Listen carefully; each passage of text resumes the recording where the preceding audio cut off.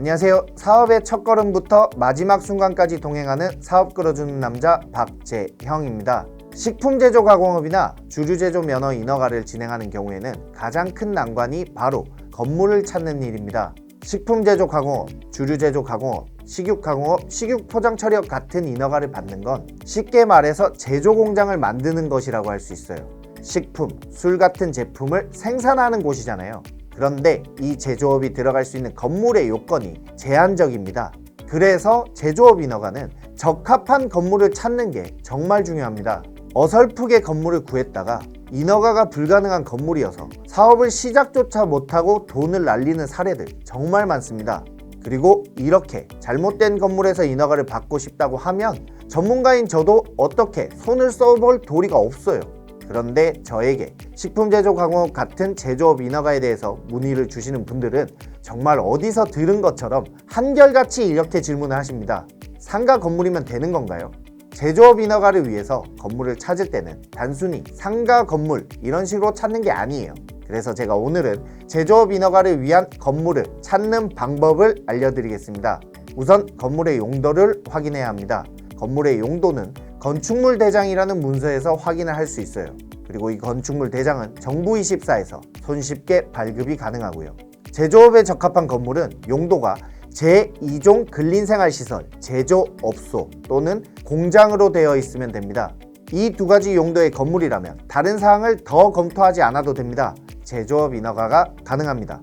그런데 단순히 제1종이나 제2종 근린생활시설로만 표시가 되어 있는 건물이나 근린생활시설인데 사무소, 음식점, 소매점 같은 세부 용도가 다르게 적혀있는 건물들이 있습니다.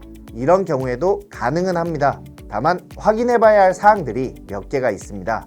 첫 번째로 건물이 위치한 용도 지역을 확인을 해봐야 합니다. 그런데 이 용도 지역은 크게 도시지역, 관리지역, 농림지역, 자연환경보전지역이 있어요. 이것도 다시 도시지역 하나만 해도 주거지역, 상업지역, 공업지역, 녹지지역으로 분류가 나눠집니다. 그래서 이 수많은 토지의 용도 지역 중에서 어떤 곳을 찾아야 하고 어디를 피해야 한다고 한 번에 설명드리기가 어렵습니다. 제가 설명드린다고 해도 바로 이해하시기도 어려우실 거고요. 또 토지의 용도 지역이 적합한지 뿐만 아니라 혹시 해당 지역의 지구 단위 계획, 성장관리 계획 등과 같은 별도의 계획에 따라서 제조업소가 제한되는 경우도 있고 각 지역별로 조례에 따라서 다르게 적용이 되는 사안이 있습니다. 예를 들어서 제2종 1번 주거지역이라는 용도지역에서 제조업을 하는 경우에 서울은 건물이 12m 이상의 도로에 접해 있는 경우에만 가능합니다. 서울시의 도시계획 조례로 이렇게 정해져 있기 때문인데요. 반면 서울을 제외한 다른 지역들의 조례에는 이런 규정이 없습니다.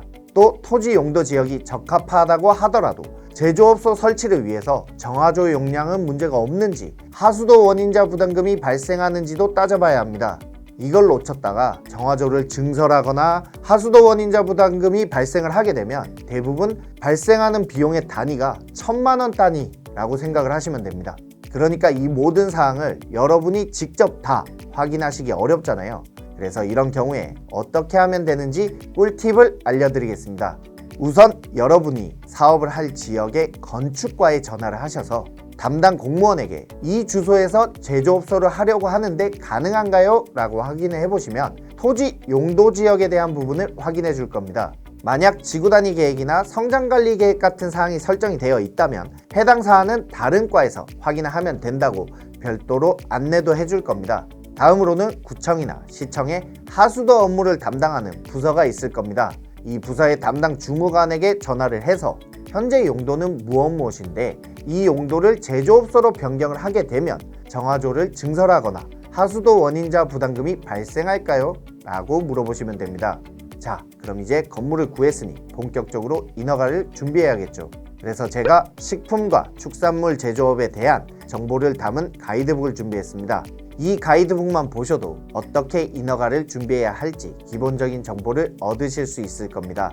가이드북 신청은 영상 하단에 링크를 남겨놓겠습니다. 접속을 하셔서 신청하시면 되고요. 그 전에 구독과 좋아요부터 누르시면 됩니다.